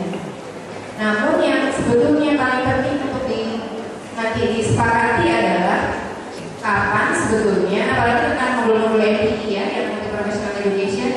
Kalau misalnya terkait tadi ada modul ilmu biomedik dasar. Kemampuan biomedik itu kalau misalnya untuk sejawat farmasi, sejawat perawat, sejawat dokter, dokter gigi, perawatan itu sama nggak ya? Mungkin basicnya sama, tapi kemudian kebutuhan pengembangannya masing-masing bisa berbeda. Sehingga itu harus diidentifikasi atau kompetensinya, kemampuannya sampai di mana dan kapan kita melaksanakan bersama-sama. Dan itu tidak mudah, memerlukan diskusi, memerlukan pelegaan hati. Kalau orang Jawa bilang cinta legowo gitu ya. Kalau nggak ada legowo berarti terus benar. Satu universitas itu ternyata kalau beda program studi, kultur kerja dan kultur staffnya bisa sangat berbeda, sehingga itu bisa sangat sulit. Tapi saya tidak hanya menceritakan sulit ini untuk menambahkan semangat Anda yang hadir di sini, tapi justru untuk meningkatkan semangat Anda. Bayangkan kalau misalnya kita mengandalkan modul interprofessional education menunggu itu diterapkan di kurikulum Anda, jalan ini masih sangat panjang. Padahal sebetulnya nanti saya akan menceritakan peluang-peluang yang bisa Anda lakukan untuk Anda mengembangkan kemampuan berkolaborasi dan kerjasama. Nah, ini tadi sudah disebutkan oleh Mbak Kiki, terus Mbak Kak D. Jadi domain-domain kompetensi pendidikan berprofesi yang ini dikembangkan itu adalah domain 1, value ethics for interprofessional practice, roles and responsibilities, interprofessional communication, team. Apa saja sih? Karena ini memang presentasi ini bagian adalah salah satu bagian utama dari presentasi saya akan uraikan dulu. Ini domain yang pertama, apa saja sebetulnya value atau ethics for interprofessional practice? Tadi kan kita ingat gambar segitiga tadi bahwa ujungnya itu adalah pada pemberian pelayanan pasien, meningkatkan kualitas pelayanan pasien. Dan kita tahu bahwa pasien itu sebetulnya domain 1 ini mengarah ke sana. Bagaimana Gak usah diapalin ya, kalau diapalin silakan aja sih. Tapi intinya adalah saya ingin menyampaikan di value or ethics for educational practice ini adalah intinya apapun yang kita kerjakan, apapun yang nanti kita putuskan itu adalah untuk kepentingan pasien dan keluarganya. Itu intinya dari domain ini. Jadi keputusannya bukan karena anak aja yang bisa yang juga bisa dokter mampu dia jadi gitu misalnya. Bukan itu. Yang terbaik untuk pasiennya seperti apa? Itu menjadi dasar utama dalam pengambilan keputusan. Ya, jadi Anda bisa lihat kan kesamaan dari seluruh komponen dalam rekomendasi values ethics for professional practice ini. Pasien dan keluarganya menjadi fokus. Kemudian kita menyelenggarakan, bisa menyelenggarakan memiliki kemampuan keterampilan untuk menyelenggarakan pelayanan yang ethical, fokus pada kualitas. Kemudian kita mau menyelesaikan kalau ada ethical dilemmas. Misalnya tadi di video yang kedua yang dibawakan oleh Mbak Titik itu ada pasien yang critical care dari ICU. Kemudian kita tadi itu didiskusikan kan. Ini pasiennya sering yang terjadi adalah harus diambil keputusan. Ini ventilatornya mau tetap dipasang atau harus dicabut. Itu banyak sekali dilema yang harus didiskusikan dan pada saat kita mengambil keputusan sebaiknya kita memperhatikan masukan dari profesi kesehatan yang ada di sini. Dan act with honesty, integrity, jujur. Kalau misalnya farmasisnya salah baca resep dokternya pada tulisannya bagus gitu ya. Kan kita sering bilang dulu, tulisan dokter tuh memang dihadapi untuk jelek. Ini dari dokter mana? Bener nggak? Biar ternyata saya nggak bisa ditiru. Tapi ternyata nggak bisa dibaca juga. Terus gimana dong mau memberikan farmasis bisa memberikan obat yang tepat? Jadi tulisan resep itu harus dibaca. Kalau misalnya tidak terbaca akan sulit. Nah misalnya kesalahannya adalah sebetulnya tulisannya terbaca, tapi farmasisnya salah baca. Itu nanti bisa ada kalau di prosedur pasien safety sebetulnya ada pemeriksaan kita harus dicek.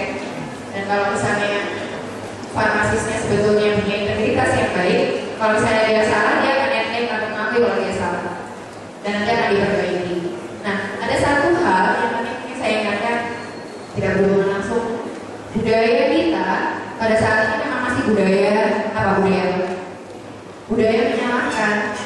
Kalau misalnya ada pasien tiba-tiba pasien ibu-ibu 67 tahun ada di ruang rawat kemudian jatuh di tempat itu salah ini siapa tuh? Ini siapa yang harus jaga? Ya, kita tidak melihat sistem secara keseluruhan. Kalau misalnya kita mau menjalankan praktek kolaboratif dan kita mengutamakan keselamatan pasien harus dievaluasi. Bukan berarti masing-masing profesi tidak bertanggung jawab, tetap bertanggung jawab, tetapi dalam sistem yang mendukung sehingga kita mau mengambil kesalahan kita dan mau memperbaiki.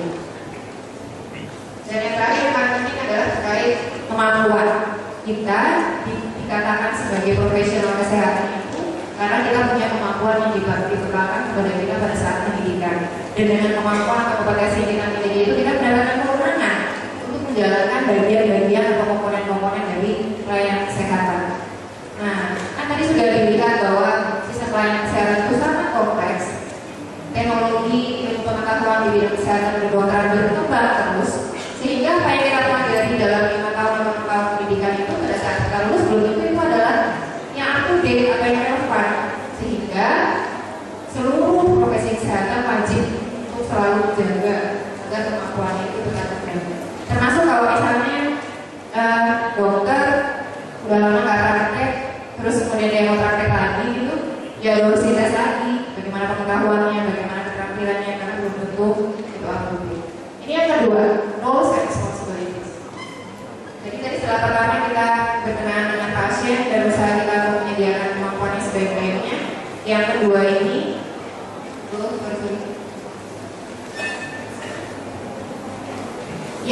ini, sebetulnya adalah masalah kita mengenal peran dan tanggung jawab kita, profesi kita sendiri, dan kita mengetahui juga peran dan tanggung jawab profesi kesehatan yang lain.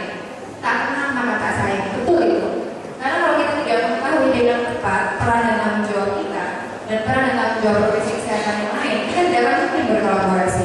Tadi misalnya yang ada fisioterapis yang bete karena saya kan padahal bisa. Beberapa kan emang cuma google doang, bukan yang ngomong aja gitu. Nanti ada kemampuan komunikasi gitu. Tapi intinya kalau urusan responsibilities ini adalah kita mengenal, menghormati kemampuan dan kewenangan dari profesi kita dan juga profesi kesehatan yang lain. Terkait kemampuan dan kewenangan ini mungkin ada beberapa kemampuan yang tumpang tinggi yang sebetulnya semua bisa saling mengisi. Ada beberapa kemampuan yang sebetulnya itu spesifik ke profesi kesehatan tertentu. Misalnya ya, saya cerita ada anak kecil di Semarang beberapa waktu yang lalu meninggal usia 6 tahun karena keselak bakso. Serius. Kalau misalnya ada yang choking atau keselak, terus siapa? Apa namanya? Apa namanya? Yang dari perawatan. Tahu nggak manuver? Hemodik. Semua harus tahu kan? Itu sebetulnya layman aja, layperson aja harus tahu. Apalagi kita yang profesi kesehatan. Yang sampai ada dari situ, terus nanti nunggu dokternya, harus nunggu dokternya untuk bisa melakukan hemodik, keburu selak, keburu udah nggak ada oksigen lagi masuk, keburu meninggal pasiennya. Atau pernah ini sebenarnya pengalaman gue bisa. Misalnya ya, saat saya harus dipimpin persalinan, saya melahirkan anak normal, anak saya 2. Nah, pada saat dipimpin persalinan itu hubungan sudah lengkap. Teman-teman yang bidan mana? Dia bidan mana di belakang? Yang bidan kanan dong, yang bidan? Ya. Nah, kebetulan saya memang melahirkannya di yang konsultannya dengan dokter spesialis obstetrik. Tapi kan saya merasa saya nggak punya risiko apa-apa, akan persalinan normal, bukan udah lengkap. Bidan yang dari situ nggak mau membantu saya memimpin beneran. Nanti tunggu dokternya aja gitu. Ya ampun, itu udah bukan lengkap semua ada yang nggak ya. Itu sakit banget dan ternyata saya berpikir waktu itu kalau misalnya itu kan bidannya ini juga nggak apa-apa. Bidannya kan sudah dilatih untuk melakukan asuhan persalinan normal. Masa harus nunggu dokternya? Gitu. Jadi ternyata saya waktu itu tersiksa harus menahan sampai 30 menit untuk menunggu dokter spesialisnya datang dan membantu memimpin beneran. So saya sebetulnya. Cuma ya, itu artinya pelayanannya tidak difokuskan kepada kebutuhan saya waktu itu sebagai seorang pasien. Kalau saya bisa memimpin diri sendiri sih saya mau waktu itu ya, saya nggak bisa.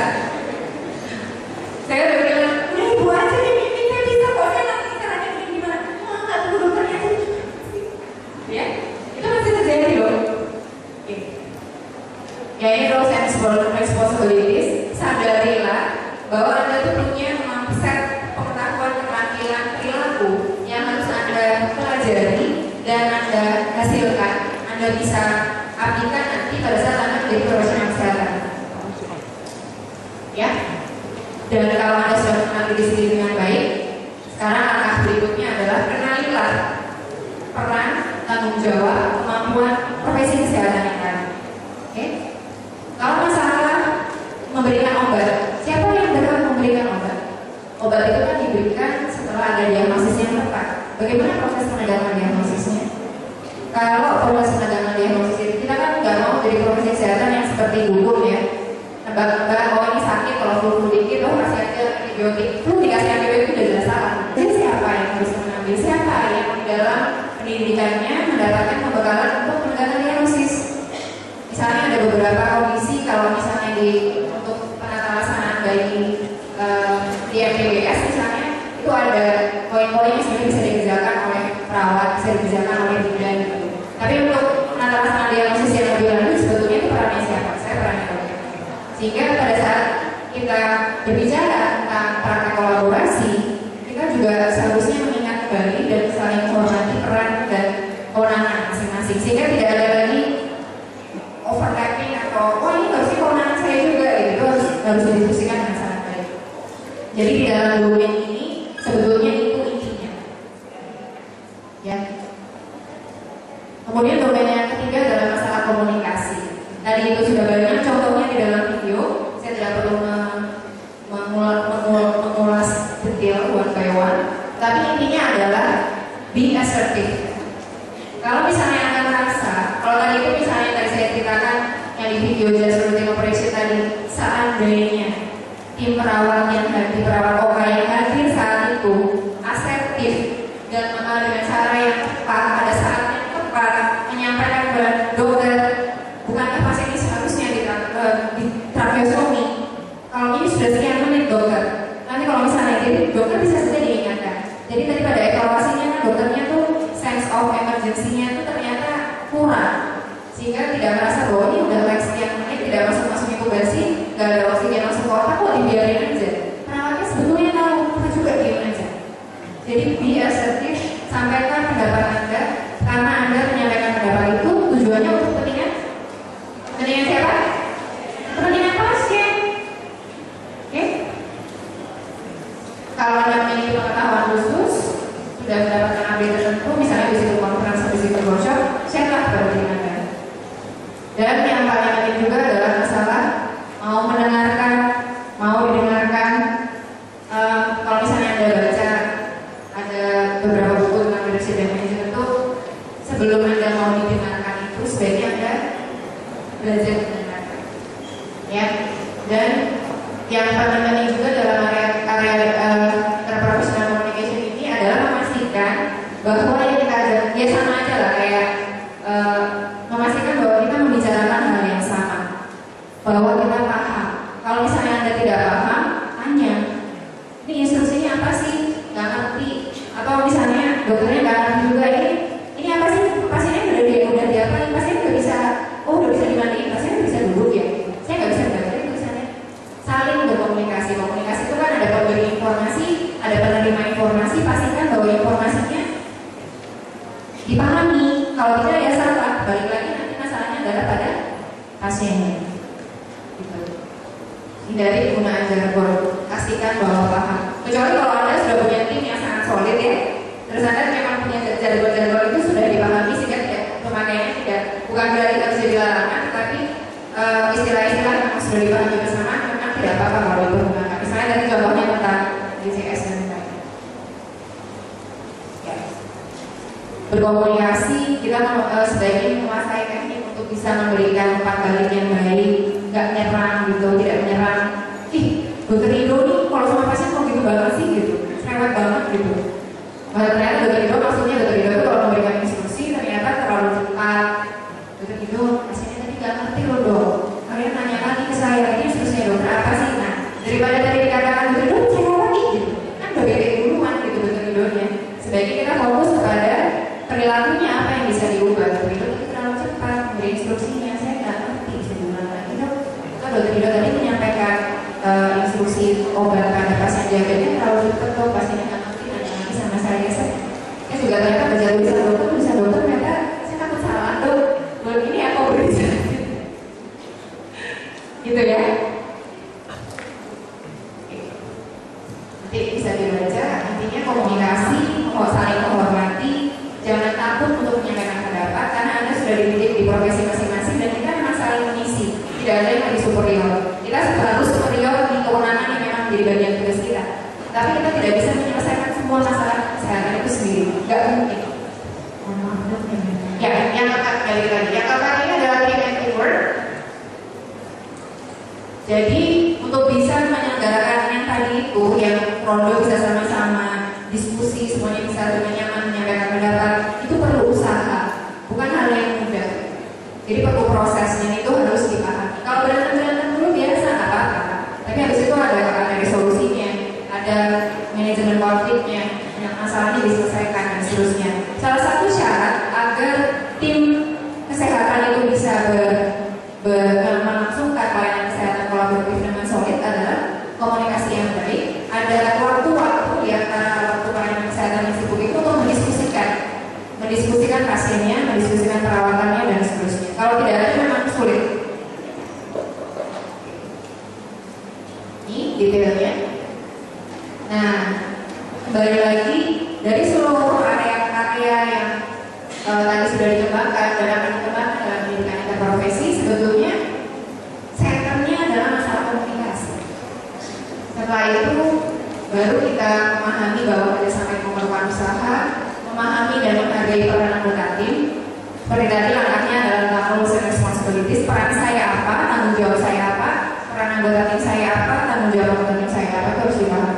Mengambil pelayanan kesehatan primer, sebenarnya tidak hanya kesehatan primer, tapi seluruh gimana setting pelayanan kesehatan kolaboratif yang akan kita selenggarakan, dan memiliki pengetahuan untuk melayani pasien secara bersama-sama. Sentralnya adalah pada pasien, terkait dengan domain yang tadi nomor 1 tentang values and ethics for the professional practice.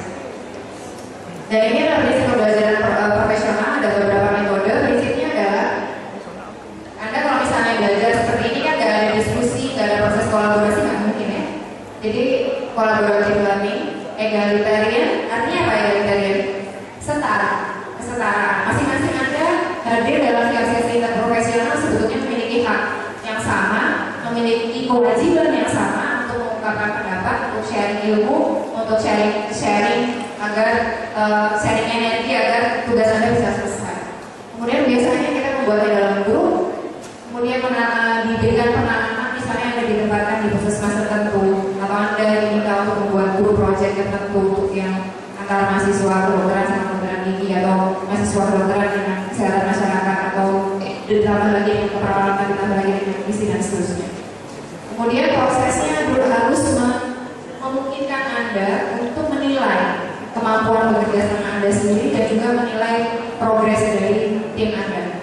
Kemudian aplikasinya, tidak mungkin saat kita berdiskusi, saya tadi kan dari awal sudah pasti ada contoh-contoh kasusnya ya. Gak mungkin dalam diskusi atau sesi modul kolaborasi itu saya hanya kolaborasi itu ini loh deh, komponennya tuh ada roles and responsibilities, ada masalah komunikasi, tanpa saya mencontohkan tentang aplikasinya untuk di seperti apa. Dari tadi kan contohnya udah banyak, dia biarlah yang pasien atau choking dan seterusnya. Tidak mungkin tidak, pasti aplikasi itu harus dilakukan. Ya, ini berbagai bentuk pembelajaran, community project, interprofessional education itu sebetulnya bisa dilangsungkan di semua tahap. Ada yang mengatakan sebaiknya dimulai sejak awal karena sebaiknya memang mengenal profesi kesehatan yang lain itu sejak awal. Ada juga yang masih mengatakan sebaiknya identitas profesinya dulu yang dibentuk baru mengenal. Sekarang tadi kecenderungannya lebih yang pertama. Jadi sebaiknya mengenal sejak awal. Masing-masing tetap harus bertanggung jawab untuk mengenal peran profesi masing-masing. Ini ya macam-macamnya. Nanti besok kita akan melakukan role play, diskusi. Ada beberapa metode pembelajaran interprofesional dengan kasus yang akan Anda kerjakan dalam 2 hari. Dan itu tadi pasti prinsipnya sesuai dengan 6 prinsip yang saya sampaikan di awal. Ini adalah beberapa contohnya. Nah, ini contoh yang dari Jepang, di Sapporo, suatu daerah prefektur di Jepang yang lingkungan geografisnya sangat sulit, sehingga di situ dikembangkan modul-modul atau kegiatan kolaboratif antara mahasiswa profesi kesehatannya untuk bisa ikut membantu mengatasi masalah kesehatan komunitas di tempat itu. Sangat baik kalau misalnya kita bisa terapkan. Ini ada beberapa contoh group project yang sudah dihasilkan oleh mahasiswa di EIK di Universitas Indonesia. Banyak sekali group project ini hanya contoh saja, yang mereka membuat program-program yang fokus pada health promotion karena memang masih di pre-klinik. Tapi sebetulnya saya ingin mengatakan melalui contoh-contoh ini bahwa tanpa menunggu di institusi Anda menyelenggarakan modul interprofesional, Anda bisa mulai mengerjakan materi. Misalnya Anda sudah di masing-masing pasti ada kuliah kerja nyata misalnya. Itu sebetulnya kan proyek kolaborasi yang bisa kita kerjakan. Bisa dikerjakan oleh kegiatan-kegiatan kemahasiswaan secara bersama-sama untuk tujuannya adalah untuk meningkatkan peran kita meskipun kita masih mahasiswa pada peningkatan kualitas pelayanan kesehatan di komunitas di sekitar kita. Misalnya tadi tentang rokok saja, ya, coba Anda buat proyek kolaborasi untuk promosi bahwa harus dihapuskan rokok dari seluruh prodi profesi kesehatan di UNAD, bisa nggak? Contoh dari diri sendiri dulu, kalau di luar masih ada yang merokok, nah salah satu peran dalam kolaborasinya adalah berhenti merokok dan mulai dari diri sendiri. Oke.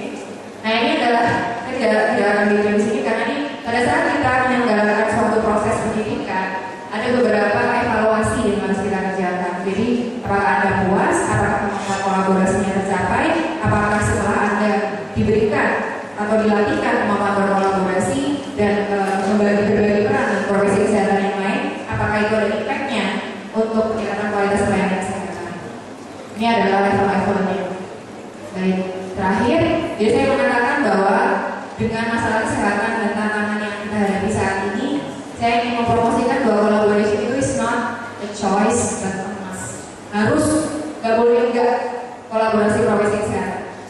Tapi memang memerlukan usaha, bukan sesuatu yang mudah. Dan selama kita sadari usaha itu tidak langsung bisa straightforward kita lihat hasilnya, tapi saya ingin yang ada di ruangan ini menjadi champion untuk bisa menyadari bahwa kolaborasi pelayanan kesehatan itu penting.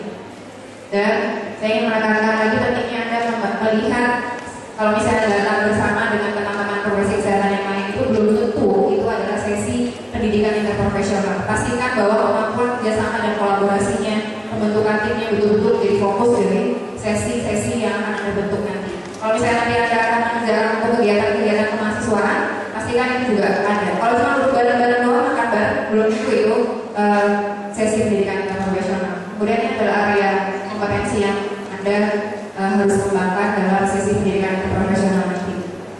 Dan start from yourself, start small, start now. Terima kasih banyak. Assalamualaikum warahmatullahi wabarakatuh. Dan cara kita menjaga lingkungan. Jadi konsep One Health ini melingkup food processing, antibiotik, lingkungan. Kenapa ini bisa terjadi? Globalisasi. Mungkin selama ini teman-teman menyangka globalisasi itu hanya orang-orang ekonomi. Waduh, nanti perdagangan jadi bebas. Ternyata ini berdampak pada kesehatan juga. Jadi apa sih One Health? Oke.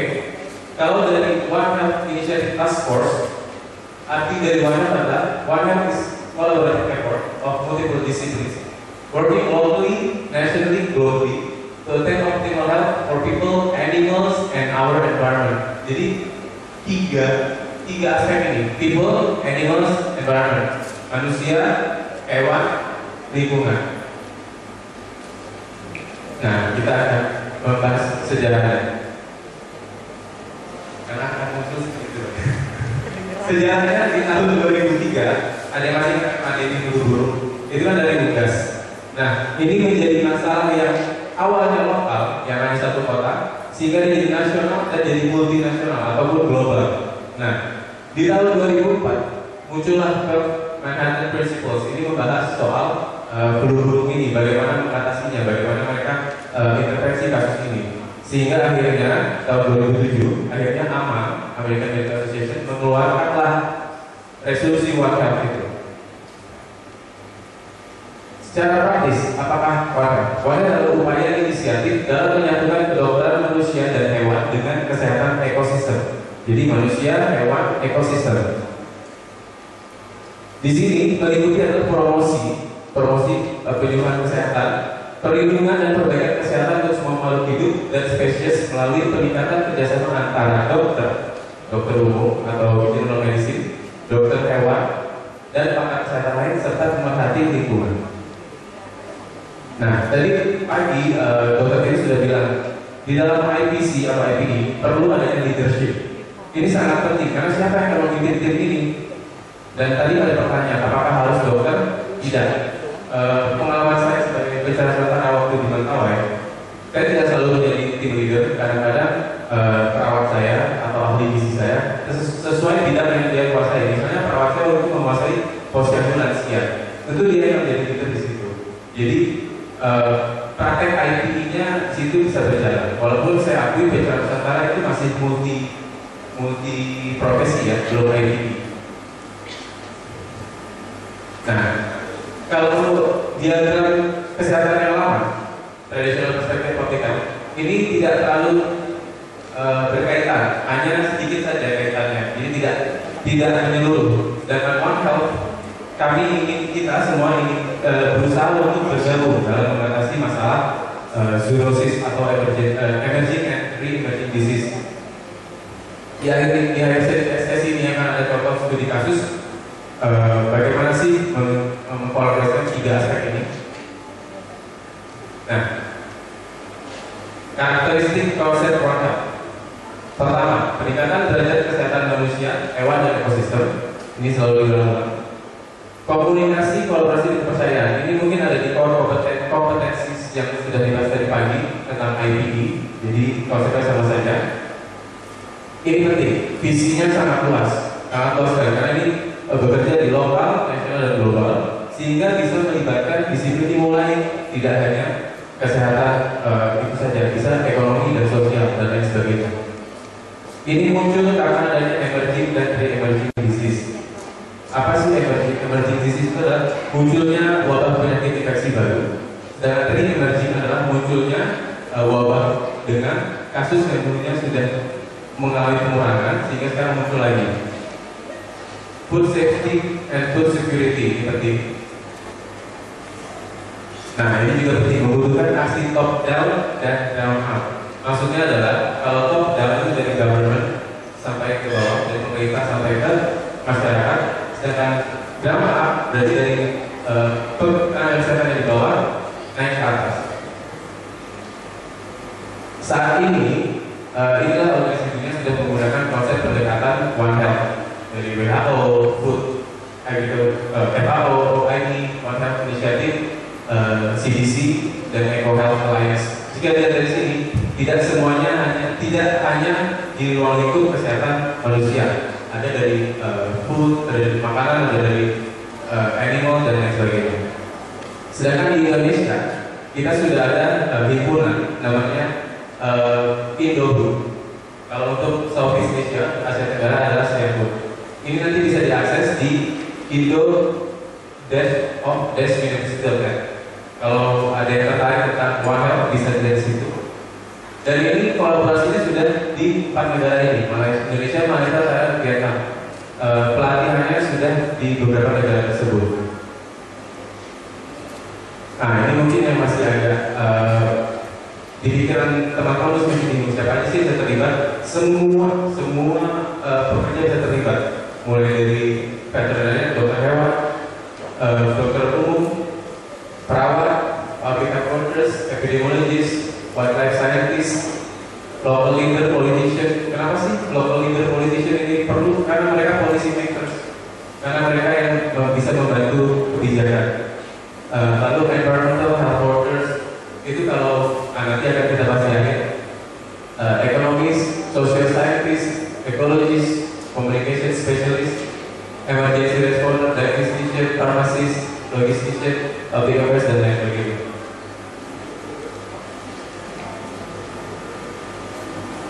Nah, ini jika kita bicara One Health, inilah kata-kata yang akan muncul semuanya: environment, health, One Health, approach, animal, kolaboratif. Jadi ini adalah One Health ini adalah mungkin bukti dari bukti. Salah satu contoh dari praktek IPE dan IPC. One Health overview-nya adalah jadi dari multidisiplin dan multisektoral menjadi konsep One Health, sehingga akan menyiapkan emergency preparedness. Jadi ketika ada kasus flu burung itu, sehingga sudah siap, sudah ada emergency preparedness yang sebelumnya. Siapa saja? Nah, kita akan mulai contoh kasus atau contoh yang bisa terjadi sehari-hari. Kalau emerging infectious disease yang sudah terdata sangat banyak sekali. Misalnya saya ambil contoh adalah leptospirosis yang saya tahu di tempatnya Mbak Fitri waktu dulu di Nusantara, dia di Lindu, itu banyak sekali kasus leptospirosis. Namun kasusnya masih lokal ya, belum jadi sudah jadi provinsi.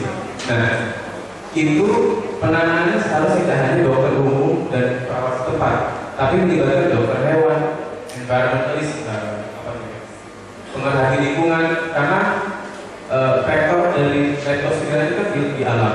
Tidak bisa dokter yang membasmi, karena harus bekerjasama dengan ahli lingkungan dan lain sebagainya. Tapi prakteknya selama ini yang terjadi adalah kita bekerja sendiri-sendiri. Kolaborasi itu belum ada. Betul? Baik. Nah, aktivitas sehari-hari ini semua beresiko. Terutama ini, kita tidak pernah tahu apa yang terjadi dalam proses penjualan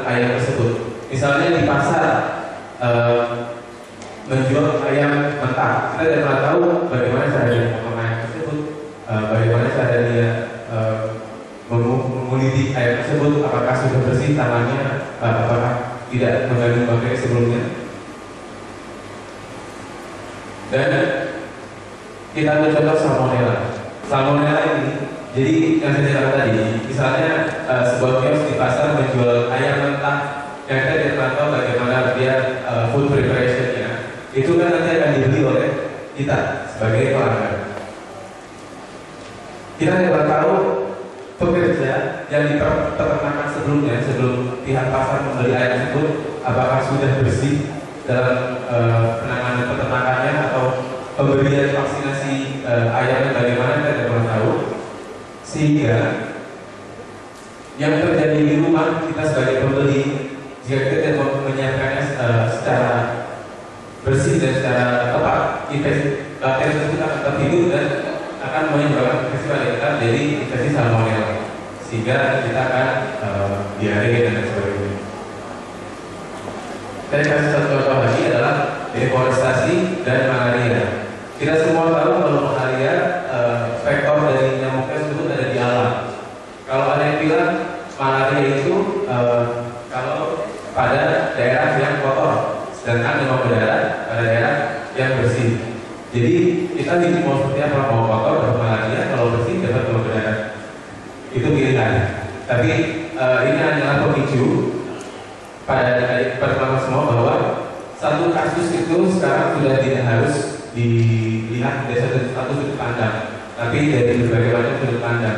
Contohnya adalah malaria ini. Kenapa malaria tidak tereradikasi secara menyeluruh? Saya rasa karena masih dari satu sudut pandang, belum dari keseluruhannya. Karena sesuai dengan apa yang pengalaman saya di Mentawai, belum ada tuh environmentalis yang turun untuk mengidentifikasi misalnya di daerah situ kenapa malaria tidak hilang, kenapa vektornya masih banyak, itu belum terjadi. Jadi kita harapkan dari keluar dari hari ini adalah adik-adik nantinya jika sudah menjadi profesional bisa berpikir secara konsep kolaborasi. Itu saja. Baik, terima kasih. Wassalamualaikum warahmatullahi wabarakatuh.